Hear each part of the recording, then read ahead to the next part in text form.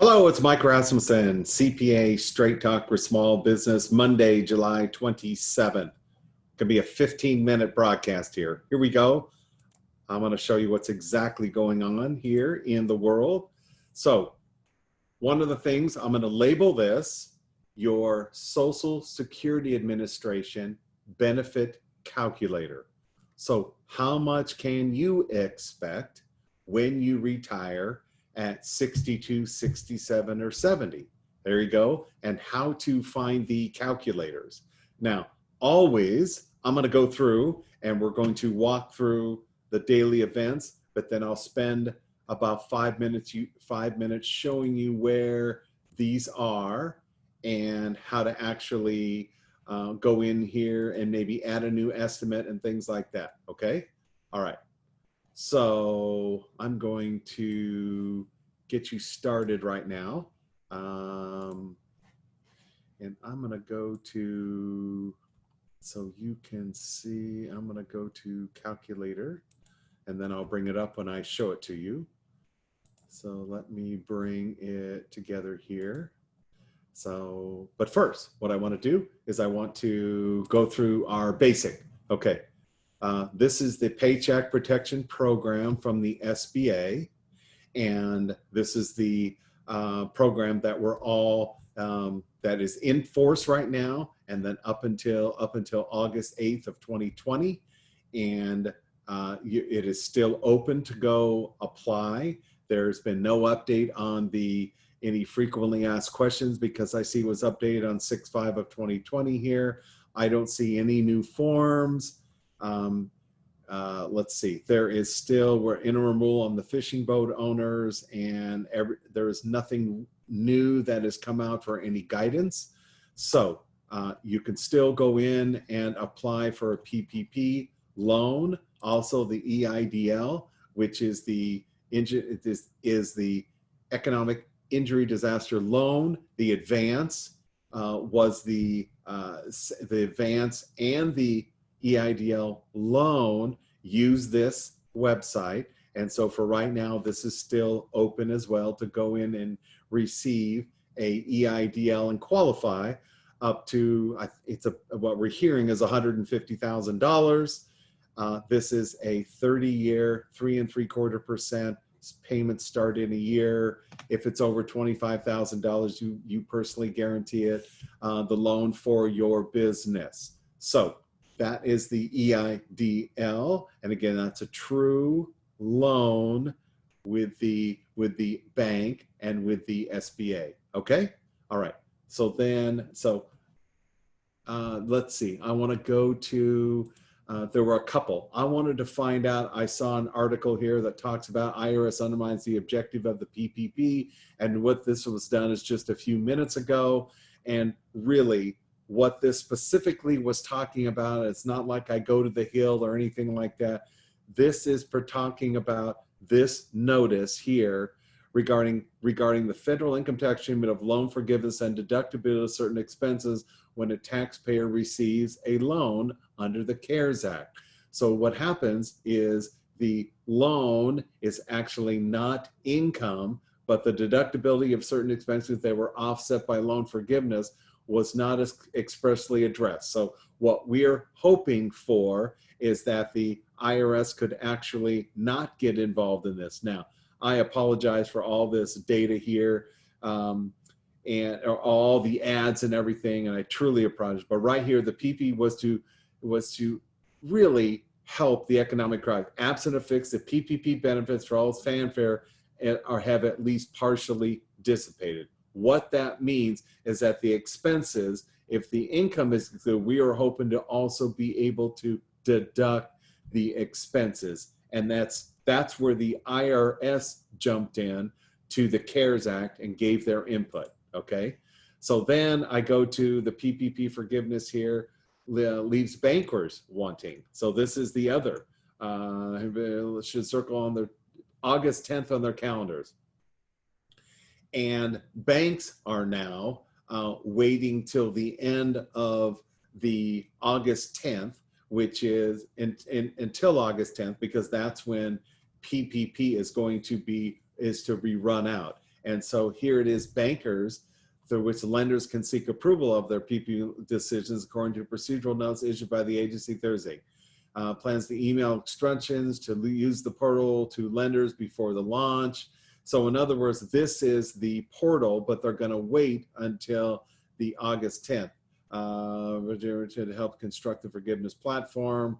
So the SBA released initial forgiveness application, and this was what the American Banker is saying, is that they would actually have a portal to go to. So PPP loans are still out there that you're able to actually apply for, and portals are coming up where you would actually log on, not only with banks, but also all the rules will be hopefully refined out by then. And then the final, here's the stimulus, and I'm jumping here to the stimulus that's happening. And what really people want to know is, where is my $600? Is it going to be reduced? And you're going to see a little bit here in this article that here. And again, CNN, I don't focus on who gives me this information, although I'm trying to get back right to the source. But the Senate, here it is on uninsured, $200 as states transition to implement a system designed to provide approximately 70% wage replacement, according to. So what was happening is that the state was going to implement a system. The states were going to implement their own system to get a unemployed worker to 70%. And so $200 here was basically what the average was to add from federal unemployment, which had been $600 a week. $200 was now a number that was being kicked around, because that's all that is needed to get to about 70% of wage replacement for laid off workers. Okay, so here are all of the, and then that's the everyone's saying, do we extend the 600 or do we reduce it down?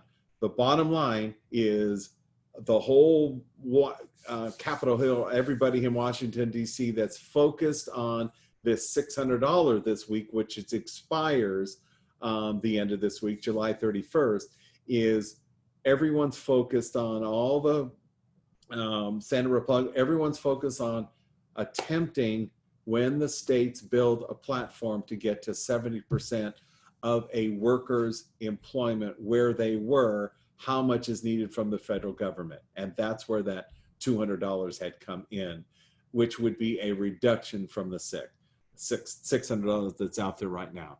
Here is a top rundown as of today. And again, the second round of direct payments, that's the $1,200, some form of extension at a reduced rate to the federal unemployment benefit.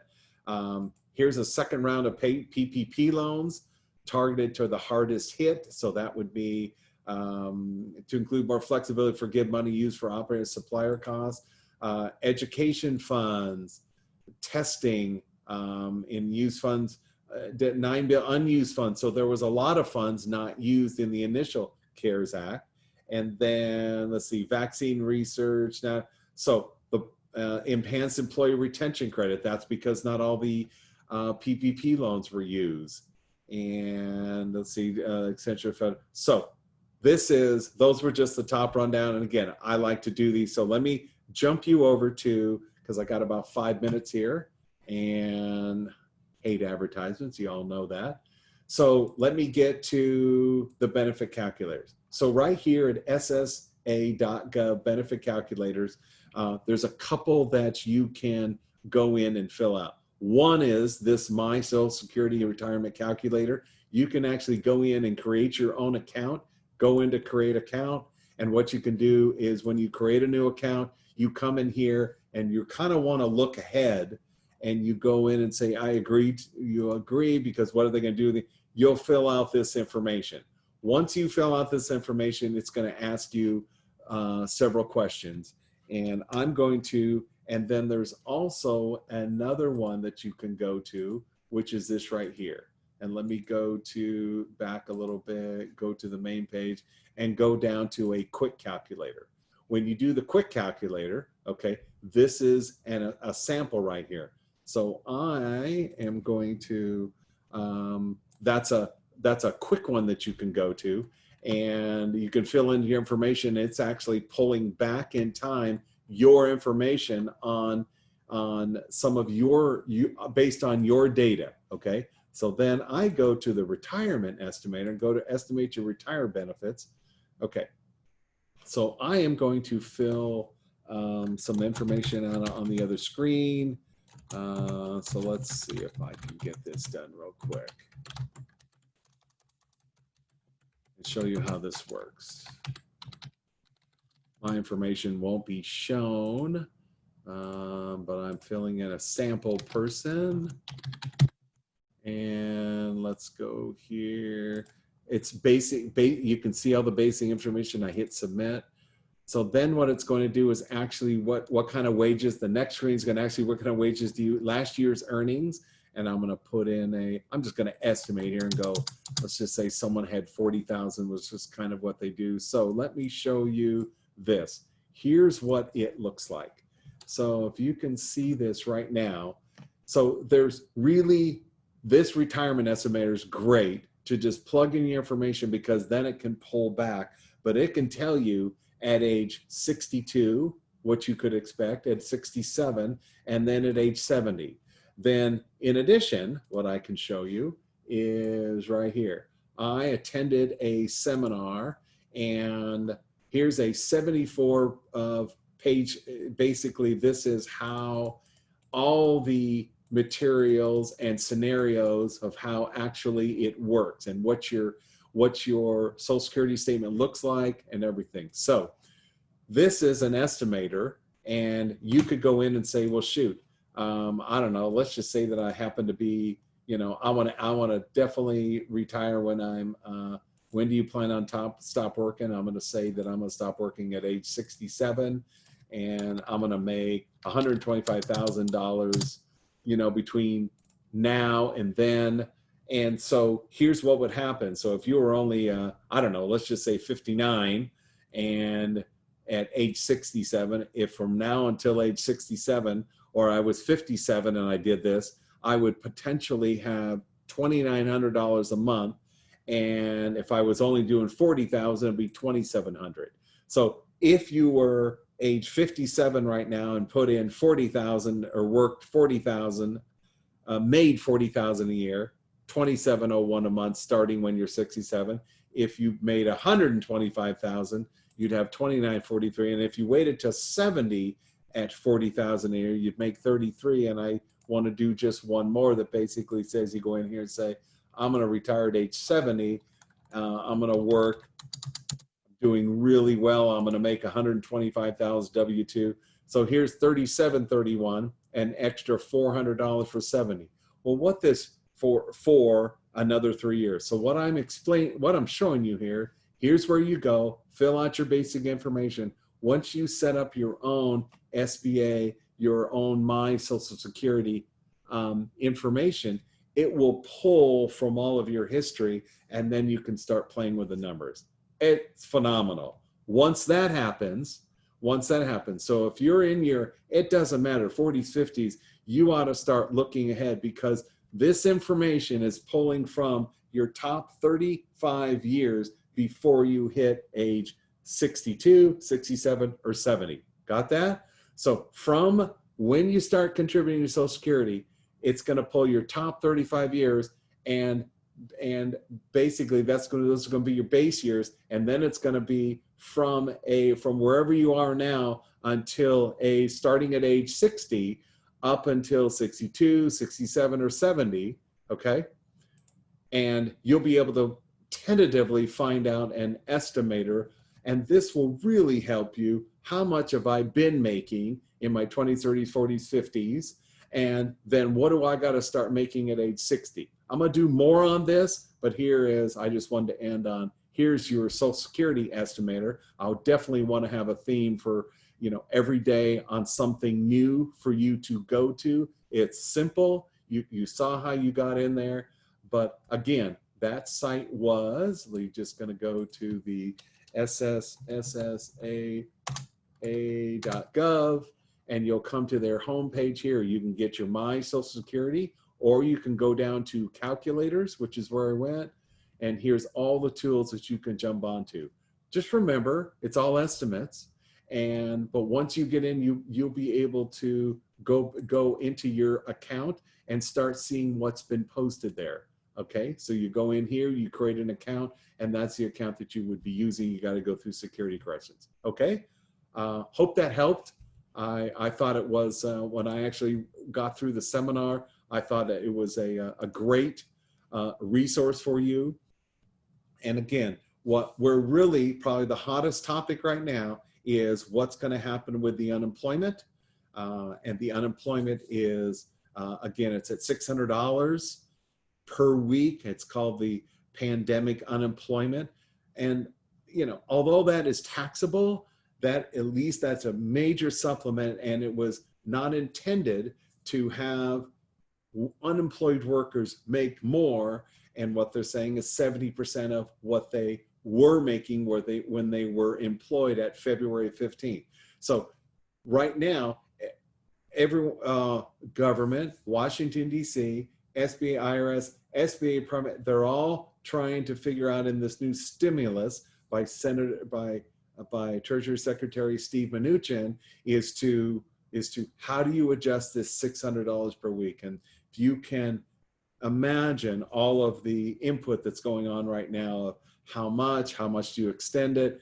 And the other thing that's happening is the states are just unable to react quick enough and adjust their technology to accommodate whatever the government's doing.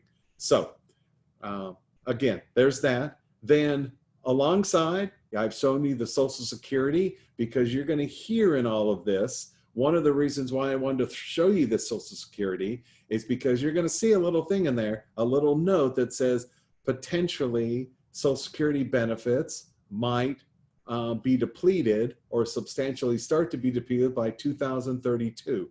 So when you're looking ahead and doing some planning, or you hear some of these programs being offered by IRS or the SBA, and you hear they might impact Social Security, well, and you're hoping, you're 40, 50s, and you're hoping that that's going to be potentially be there, and all of a sudden it potentially, you know, going to run out. You got to really start thinking about how much could I really expect, if any, and plan accordingly. Okay, so there you go. Anyway, that was CPA Straight Talk for Small Business. I'm going to cut it short today, and I will be back tomorrow. This is Monday. It's on Monday, July 27th, and have a great day.